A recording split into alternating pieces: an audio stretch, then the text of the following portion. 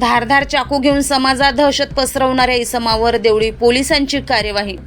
देवळी येथील दिनांक 4 जुलै रोजी रात्री 11:30च्या दरम्यान आंबेडकर नगर देवळी येथे राहणारे सराईत गुन्हेगार नामे संघर्ष उर्फ अंडा प्रमोद गाडगे वय वर्ष 20 हा आंबेडकर नगर देवळी परिसरात त्याच्या हातात एक धारदार लोखंडी चाकू घेऊन लोकांमध्ये भीतीचे वातावरण निर्माण होईल अशा उद्देशाने फिरत होता।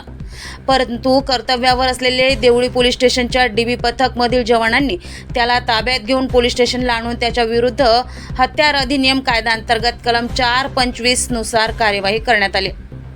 सदरची कार्यवाही माननीय सौरभ कुमार अग्रवाल पोलीस अधीक्षक वर्धा यांच्या मार्गदर्शनाखाली सदाशिव वाघमारे अपर पोलीस अधीक्षक वर्धा, श्रीमती वंदना कारखेले उपविभागीय पोलीस अधिकारी पुलगाव यांच्या पर्यवेक्षणाखाली ठाणेदार संदीप कापडे यांच्या निर्देशाप्रमाणे पोलीस हवालदार नितीन तोडसे, रितेश शर्मा, पोलीस अंमलदार सागर पवार, श्याम गावनेर यांच्या पथकाने यशस्वीरित्या पार पाडले।